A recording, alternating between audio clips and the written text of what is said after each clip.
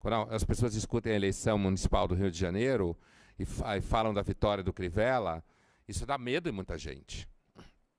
Quando a gente fala da inteligência pública e universitária, dá medo em muita gente. E não só nesse universo. E o que vai acontecer? Né? Como que o Crivella ganhou? O Crivella ganhou porque o outro candidato achava que o Rio de Janeiro era o centro acadêmico das ciências sociais. E ele estava dentro desse centro acadêmico e achou que era isso. E aí as pessoas têm medo, muita gente tem medo, porque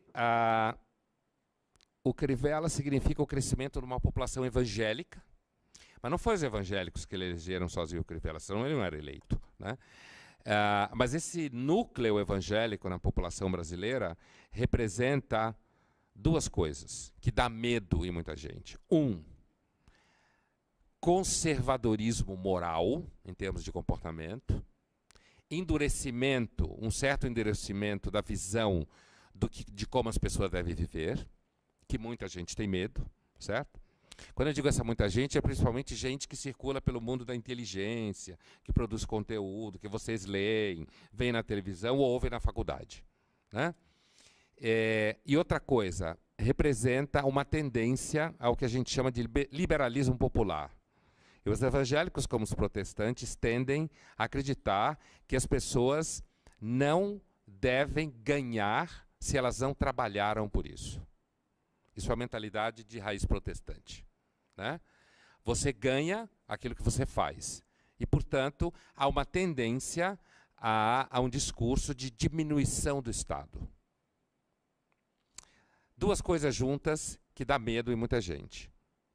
Conservadorismo moral, portanto, discurso centrado na família, discurso de redução de certas questões que têm a ver com comportamento, sexualidade, por exemplo, certo?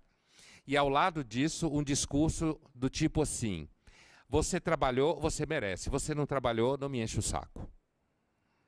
E isso significa uma certa crítica a, digamos assim, ajuda social, gasto social, certo? Né? Uma valorização, inclusive, da vida dentro da igreja e não da vida dependente do Estado. Né?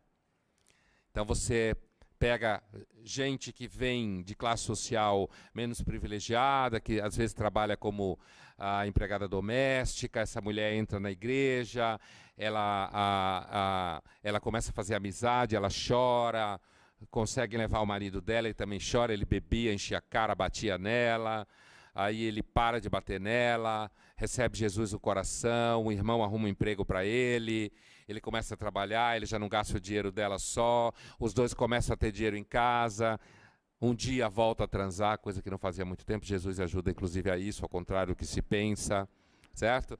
Volta a transar, e aí os filhos ficam alegres, porque a mãe está cantando em casa, o pai está feliz, né?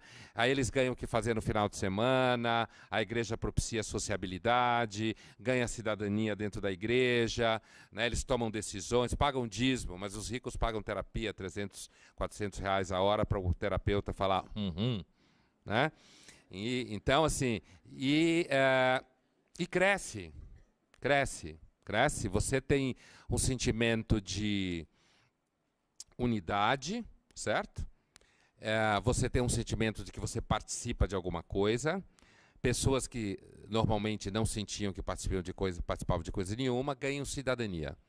Então, uma das coisas que o crescimento da igreja evangélica no Brasil está ensinando para o povo inteligente, que nem eu, assim, que trabalha com política, ética, filosofia, história, geografia, sociologia e tal, jornalismo, é o seguinte: o movimento evangélico está mostrando no Brasil que ele consegue produzir sensação de cidadania mais do que o Estado brasileiro consegue. E de forma mais eficaz, e mais imediata, e mais barata. É só um dízimo, certo?